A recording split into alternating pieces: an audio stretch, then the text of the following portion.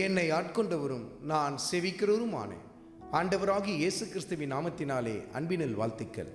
கிறிஸ்து இயேசுவுக்குள் மிகவும் பிரியமான அன்பு சகோதர சகோதரிகளே, மார்க் எழுதின சுவிசேஷத்தில் 15வது அதிகாரத்தில் 5வது வசனத்தில், இயேசுவோ அப்பொழுதும் உத்தரவு ஒன்றும் சொல்லவில்லை. அதனால் பிலாத்து ஆச்சரியப்பட்டான். நம் கர்த்தராகிய இயேசு கிறிஸ்து இந்த பூமியிலே நம்முடைய பாவங்களை சுமந்து தீர்க்கும்படிக்கு மாமிசத்தில் வெளிப்பட்ட நாட்களில் நடந்த காரியத்தை கர்த்தருடைய ஆவியானவர் எழுதி வைத்திருக்கிறார். அவர் சிலுவைக்கு போவதற்கு முன்பாக அவரை பொய்யாய் குற்றச்சாட்டி பல பொய் சாட்சிகளை கொண்டு வந்து அவர் மீது பல குற்றங்களை சுமத்த ஆரம்பித்தார்கள்.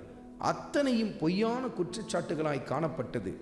ஆனாலும் நம் ஆண்டவர் இயேசு கிறிஸ்து அந்த இடத்தில் ஏதாவது ஒரு பதிலை சொன்னாரா? எந்த விதத்திலும் அவர்களுக்கு பதில் கொடுக்கவில்லை.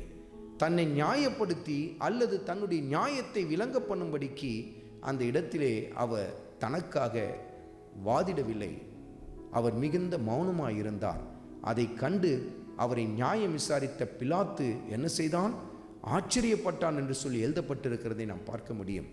கிறிஸ்துவுக்குள் மிகவும் பிரியமானவர்களே, இன்றைக்கு நம்மை குறித்து மற்றவர்கள் இப்படி தவறாய் புரளி பேசும் பொழுது, நம்மை குறித்து பொய்யையும் புரட்டையும் நம்மை குறித்து மற்ற இடங்களில் பேசும் பொழுது நாம் எப்படி செயல்படுகிறோம் என்பதை சற்று நிதானித்து பார்ப்போம். பலர் செய்கிற காரியம் என்ன?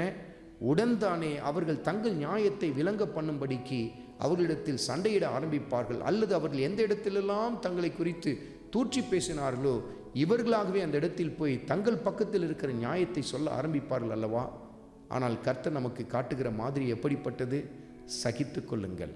உங்களை குறித்து மற்றவர்கள் பொல்லாததை பேசும் பொழுது சகித்து கொள்ளுங்கள் என்று சொல்லி கர்த்தர் உங்களோடு கூட இடைப்படுகிறார்.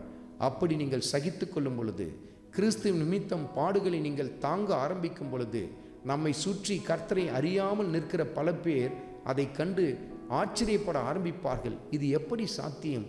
இவர்களை குறித்து பொய்யும் புரட்டும் இப்படி பேசப்படும் பொழுதும் அது எவ்வளவு அமைதியாய் தாங்கிக் கொள்ளுகிறார்கள் என்பதை கண்டு கிறிஸ்துவின் அன்புக்கு நேராய் அவர்களும் இழுக்கப்பட ஆரம்பிப்பார்கள். பாருங்கள், ஆண்டவர் இயேசு கிறிஸ்துவின் நிமித்தம் சகலத்தையும் தாங்கிக் கொள்ளுங்கள். கர்த்தர் உங்களுக்காக வழக்காடுவார், உங்கள் வாழ்க்கையிலே மகிமைப்படுவார். ஆண்டவராகிய இயேசு கிறிஸ்துவின் கிருபை உங்கள் அனைவரோடும் கூட இருப்பதாக. ஆமென்.